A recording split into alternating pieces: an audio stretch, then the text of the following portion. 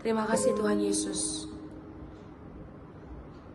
Kayak mau terus belajar Tuhan. Kayak mau terus mengucap syukur kepada Tuhan Yesus. Terima kasih Tuhan. Terima kasih.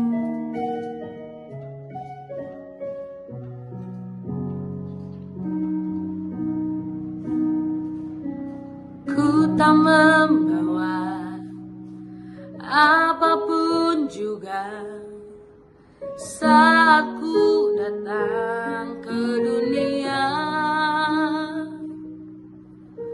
Ku tinggal semua pada akhirnya saat ku kembali ke surga.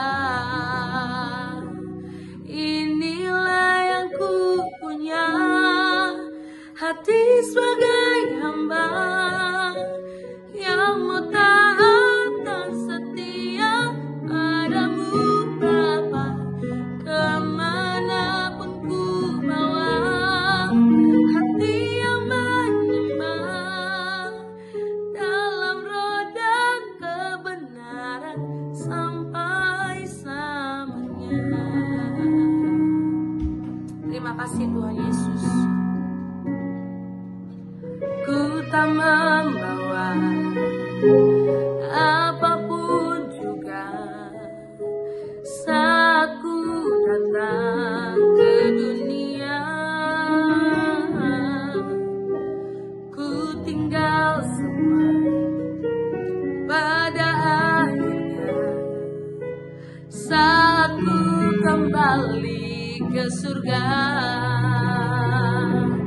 Inilah yang ku punya, hati sebagai hamba yang mau taat dan setia padamu Bapa. Kemanapun ku bawa, hati yang menyembah dalam roda kebenaran sampai selamanya.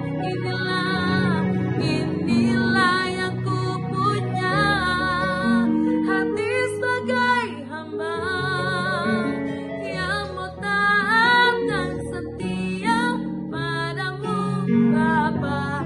Kemanapun ku bawa, hati yang menyembah dalam roda kebenaran sampai selamanya. Dalam roda kebenaran sampai selamanya. Inilah yang kami punya, hati sebagai hamba kayak mau terus tunduk dan taat kepadamu Tuhan. Ini kerinduan kami. Saat ini kayak mau diajar Tuhan melalui firman. Tuhan bersabda bagi kami dan ajar kami memahami. Dalam nama Tuhan Yesus kami berdoa dan mengucap syukur. Haleluya. Amin. Shalom Bapak Ibu Saudara yang dikasihi Tuhan. Kembali bersama dengan saya pada hari ini Selasa tanggal 19 Agustus 2025. Saya mau ajak kita bersama-sama membaca dan merenungkan firman Tuhan yang pada hari ini memiliki tema miliknya yang berharga. Silakan saudara juga membaca dalam kitab Ulangan pasal 7 ayat 6 sampai 9 dan juga kitab Yeremia pasal 19 sampai dengan yang ke-22. Izinkan saya membaca dalam Ulangan 7 ayat 6 sampai 9. Demikian firman Tuhan. Sebab engkaulah umat yang kudus bagi Tuhan Allahmu. Engkaulah yang dipilih oleh Tuhan Allahmu dari segala bangsa di atas muka bumi untuk menjadi umat kesayangannya. Bukan karena lebih banyak jumlahmu dari bangsa manapun juga, maka hati Tuhan terpikat olehmu dan memilih kamu. Bukankah kamu ini yang paling kecil dari segala bangsa? Tetapi karena Tuhan mengasihi kamu dan memegang sumpahnya yang telah diikrarkannya kepada nenek moyangmu, maka Tuhan telah membawa kamu keluar dengan tangan yang kuat dan menebus engkau dari rumah perbudakan, dari tangan Firaun Raja Mesir. Sebab itu haruslah kau ketahui bahwa Tuhan Allahmu, Dialah Allah, Allah yang setia, yang memegang perjanjian dan kasih setianya terhadap orang yang kasih kepadanya dan berpegang pada perintahnya sampai kepada beribu-ribu keturunan. Nah, renungan kita pada hari ini, saudara, dalam dunia yang penuh penolakan dan penghakiman, banyak orang bertanya, apakah saya berharga? Ulangan 7 yang tadi kita baca dalam ayat 6-9 menjawab dengan penuh kepastian bahwa kita adalah milik Allah yang berharga. Dipilih bukan karena kehebatan kita, tetapi karena kasih-Nya yang kekal. Komitmen kasih-Nya melampaui responnya terhadap apapun yang ada dalam diri kita. Dia menawarkan segala sesuatu milik-Nya, kerajaannya yang tidak pernah bisa dicuri dari kita, karena Dia menjadikan kita milik-Nya yang berharga. Kepastian apa yang dapat kita pegang bahwa kita milik Tuhan yang berharga? Maka yang pertama, dipilih bukan karena layak tapi karena kasih-Nya.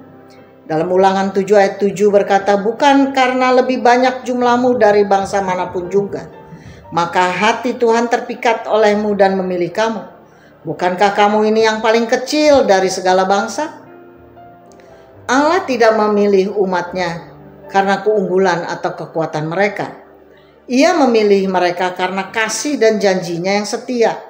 Ia memberi kita penghiburan besar karena nilai kita tidak ditentukan oleh prestasi, tetapi oleh siapa yang memilih kita, yaitu Tuhan yang memiliki hidup kita.